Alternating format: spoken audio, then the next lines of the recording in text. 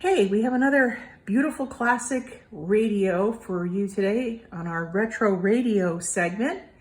This particular radio is a Longines Symphonette. I don't know who actually was the manufacturer.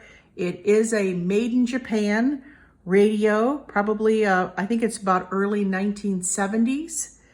It has several bands. Of course, your classic AM/FM is here.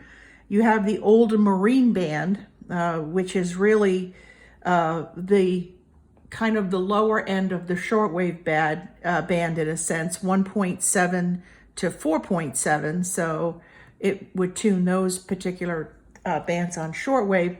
And then the quote unquote true shortwave band from 5 to about 12. So it doesn't cover the whole spectrum of shortwave, but a good deal of it. So this particular model is actually my second radio of this type. My first radio of this type that I had in the mid 1970s was actually a gift from my uncle, who apparently bought somewhere around a dozen of these for $1 a piece at a flea market. So I was the recipient of one of those radios when my cousin came down to visit us. She brought one of these radios with, and we loved it. And the original model that I had did not stand the test of teenagers. We pretty much trashed that poor radio, but it always had a very special place in my heart because it was my first shortwave radio.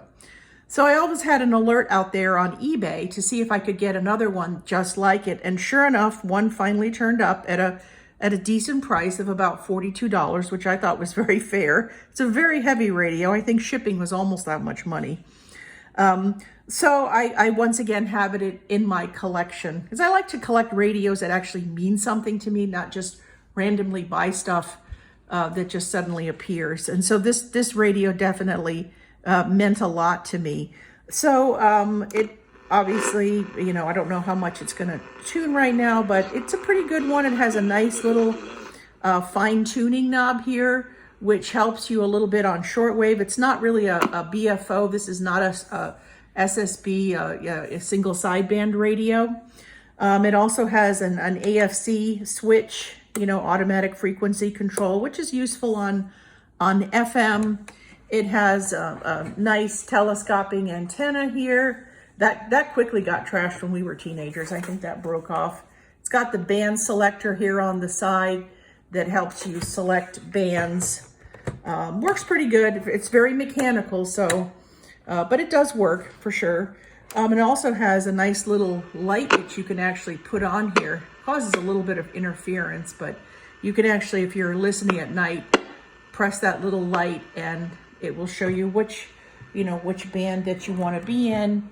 It also on the side here had a DC adapter that you could put in. And of course, it also had an antenna switch.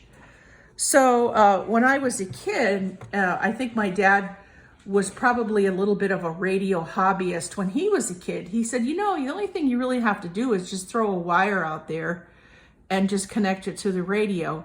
Well, I thought that was stupid, so I didn't do it. Now, of course, I realized that's what I should have done, but instead what my sister and I used to do is we would disconnect the twin lead off of the television, and then we would connect one of those wires. I don't think it mattered which one we took, or maybe we twisted them together, I don't remember.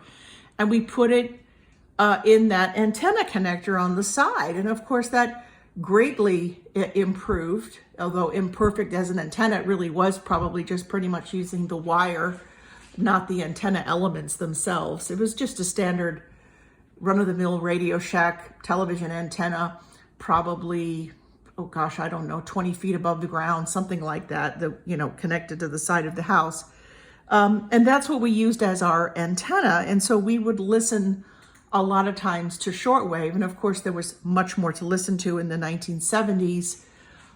So we would listen. I would tune in German stations because, which was die Deutsche Welle, because my mom was German. So I would get all excited if the radio was in German. And at that time, their big relay station was in Antigua, down in the Caribbean. That was the big German relay station. but it's just a really solid piece of radio. I'm guessing this thing probably weighs at least 5 pounds. It takes C batteries, which are nice, and the back here has these nice little locks that you unlock. At least don't seem to be moving very well at the moment, but they do unlock, and then you can unlock the batteries, and they come in a nice little sleeve inside a white sleeve, so you can look at those. So I'll have to figure out why that's not opening. I haven't had this particular model open. I had the other one open quite a bit because of that mechanical tuner. I think at one time it got very loose and I had to tighten it up on the inside. That's about all I remember as far as anything that didn't function well in this particular radio, but it still is a nice performer. I do use it once in a while.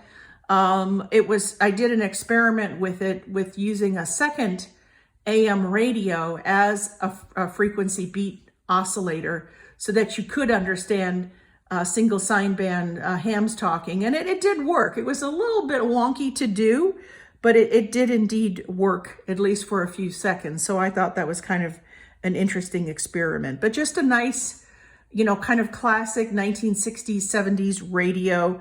If you do see this in a flea market, I can recommend that you do pick it up because it is a very nice performer on shortwave, especially with a good antenna.